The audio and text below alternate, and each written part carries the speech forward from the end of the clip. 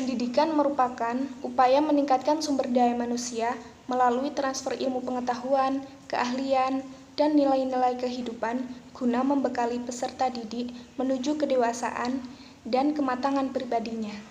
Bismillahirrahmanirrahim.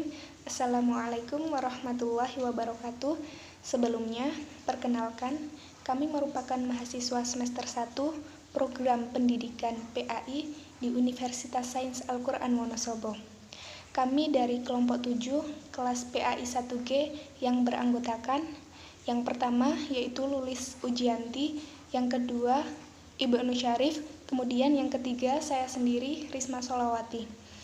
Pada kesempatan kali ini kami akan membahas tentang filsafat pendidikan Islam menurut Imam Al-Ghazali. Biografi Imam Al-Ghazali. Imam Al-Ghazali atau nama lengkapnya Abu Hamid Muhammad bin Muhammad Al-Ghazali Atusi Asy-Syafi'i. Beliau lahir pada tahun 450 Hijriah atau 1058 Masehi di Ghazal, yaitu suatu kota kecil di Tusia dekat Khurasan. Beliau merupakan sosok pemikir ulung Islam. Dalam pemikirannya, Imam Al-Ghazali terpengaruh oleh pemikir-pemikir sebelumnya seperti Ibnu Sina, Al-Kindi, Abu Hasan Al-Asy'ari, Imam Haramain, dan yang lain. Imam Al-Ghazali mendapat julukan Hujjatul Islam karena beliau selalu berhujjah atau memberikan alasan-alasan beliau terhadap Islam. Imam Al-Ghazali adalah seorang ulama, ahli pikir, ahli filsafat Islam yang terkemuka, yang banyak memberi sumbangan bagi perkembangan kemajuan manusia.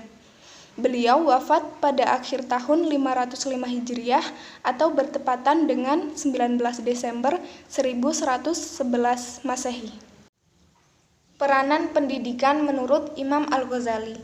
Sebelumnya, kalau kita berbicara tentang pendidikan, berarti kita berbicara pula mengenai manusia, karena hanya manusialah yang mengalami proses pendidikan tersebut. Mengapa?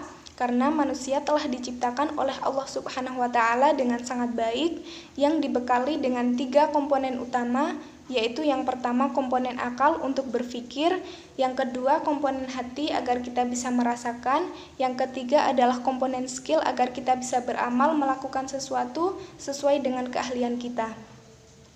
Nah, menurut Imam Al-Ghazali, substansi manusia bukan terletak pada unsur-unsur yang ada pada fisiknya, melainkan pada hatinya.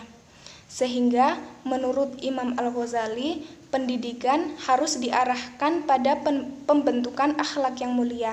Sehingga tugas seorang pendidik tidak hanya mencerdaskan pikiran peserta didik, melainkan juga membimbing, mengarahkan, meningkatkan, dan menyucikan hati peserta didik agar lebih mendekatkan diri kepada Allah Subhanahu wa Ta'ala.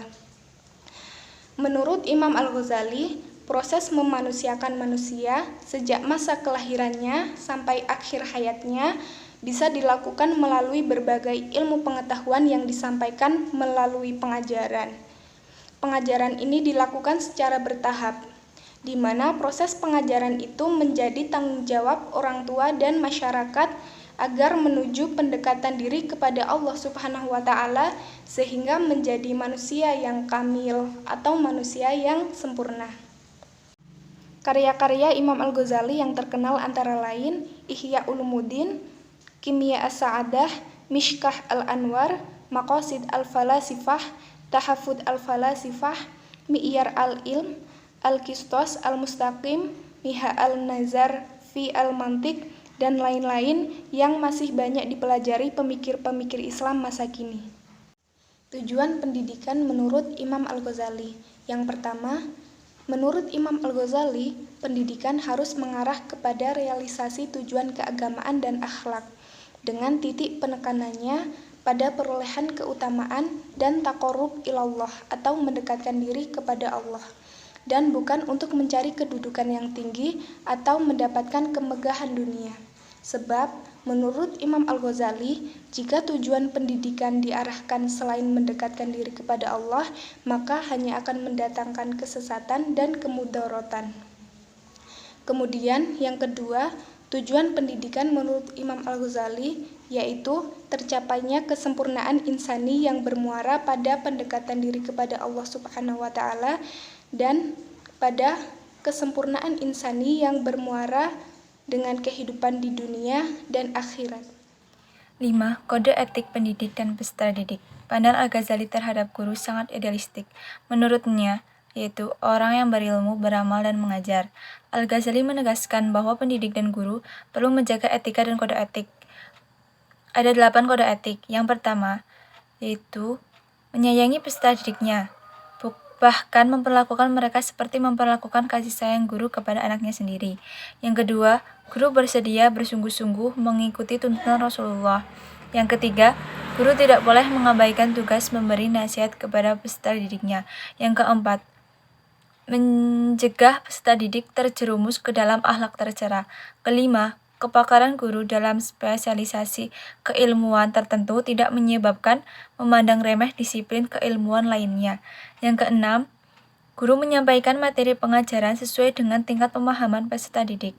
Yang ketujuh, guru menyampaikan materi secara jelas, konkret, dan sesuai dengan tingkat kemampuan peserta didiknya. Yang delapan, guru mau mengamalkan keilmuan sehingga terjadi keterpaduan antara ucapan dan tindakan guru. Peserta didik pun demikian, ada 10 poin yang harus dipatuhi oleh peserta didik.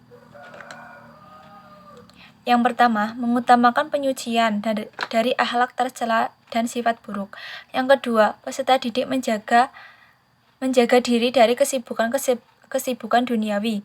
Yang ketiga, tidak membusungkan dada terhadap orang alim, guru, melainkan bersedia patuh dalam segala urusan dan bersedia mendengarkan nasihatnya. Yang keempat, penuntut ilmu pemula hendaknya menghindari diri dari mengkaji variasi pemikiran dan tokoh. Yang kelima, penuntut ilmu tidak mengabaikan suatu disiplin ilmu apapun yang terpuji tetapi bersedia mempelajarinya sehingga tahu akan orientasi diri disiplin ilmu yang dimaksud.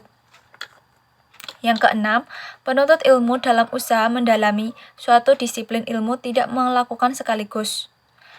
Akan tetapi perlu bertahap dan memprioritaskan yang terpenting. Yang ketujuh, penuntut ilmu tidak melangkah mendalami tahap ilmu berikutnya hingga ia benar-benar menguasai tahap ilmu sebelumnya.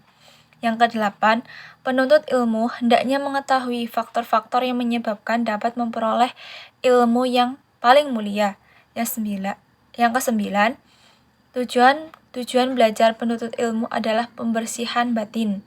Yang ke-10, penuntut ilmu mengetahui relasi ilmu-ilmu yang dikaji dengan orientasi yang dituju.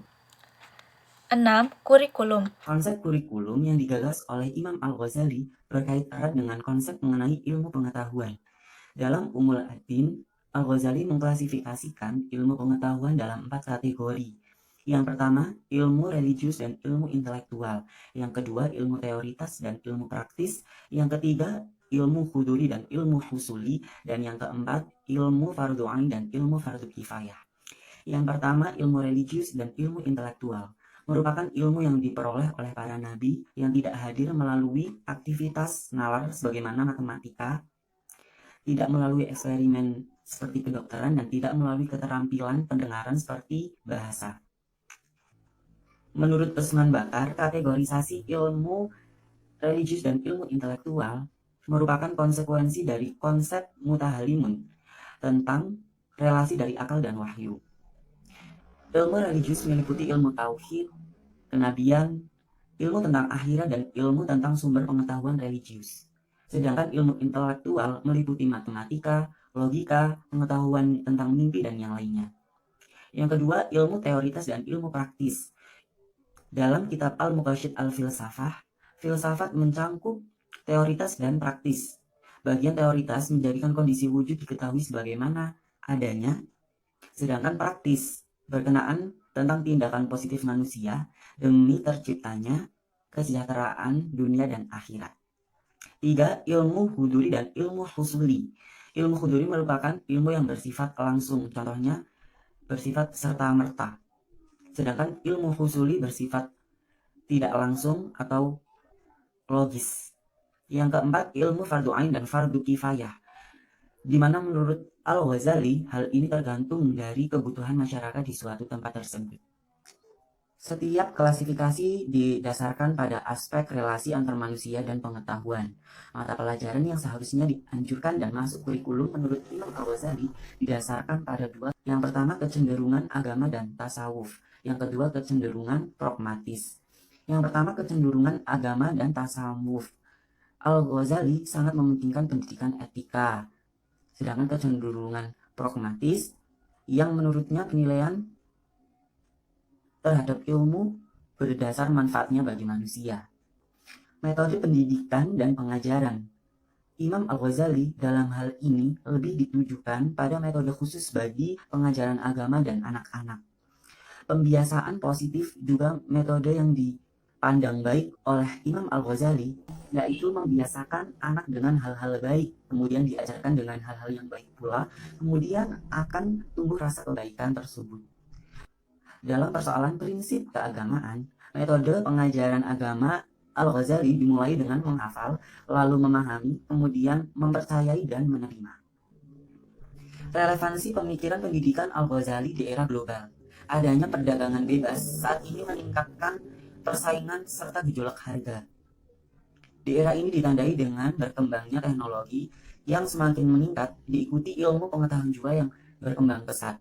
Bagi pendidikan Islam, turbulensi arus global bisa menimbulkan paradoks atau gejala kontramoralitas, yaitu pertentangan dua sisi moral secara diametral. Misal, guru menganjurkan murid-murid untuk tidak mengenal atau tidak terlibat dengan tawuran, kemudian di lingkungan murid itu sendiri dipertontonkan bentrok antar kelurahan atau antar warga. Arus global bukanlah lawan atau kawan bagi pendidikan Islam, tetapi sebagai mesin yang berjuluk pendidikan Islam. Jika pendidikan Islam mengambil posisi anti global, maka mesin itu tidak akan pernah macet atau dia akan berjalan semestinya. Tetapi sebaliknya, jika terseret arus anti global tanpa adanya identitas, maka akan terlindas dengan mesin itu sendiri. Dampak nyata arus global menjadikan pola hidup manusia cenderung semakin materialistik dan pragmatis keduniaan. Kondisi ini menemukan keserupaan dengan masa depan Al-Ghazali. Problem moralitas ini pula yang menjadi tantangan pendidikan Islam di Indonesia saat ini, di mana pembelajaran tidak lagi mencari ilmu itu sendiri, melainkan untuk memuaskan nafsu atau kebendaan. Misal, guru sibuk dalam mengurus administrasi demi mendapat sertifikat, tetapi lalai dalam loyalitasnya kepada ilmu dan penuntut ilmu. Kesimpulan, Al-Ghazali adalah sosok pemikir yang konservatif, yang religius, di mana hubungan antara dunia dan akhirat dengan ilmu menjadi kesempurnaan. Sementara dalam hal kurikulum, Al-Ghazali mengklasifikasikan ilmu dalam 4 bagian. Yang pertama, ilmu religi dan ilmu nalar. Yang kedua, ilmu teoritis dan ilmu praktis. Yang ketiga, ilmu huduri dan ilmu khusuli. Dan yang terakhir, ilmu fardu ain dan ilmu fardu kifayah. Al-Ghazali juga menyimpulkan bahwa sentral dari pendidikan adalah hati, sebab merupakan esensi dari manusia. Kami dari kelompok 8 mengucapkan terima kasih dan juga mengucapkan mohon maaf bila pemaparannya masih banyak kekurangan. Semoga bermanfaat. Saya akhiri. Wassalamualaikum warahmatullahi wabarakatuh.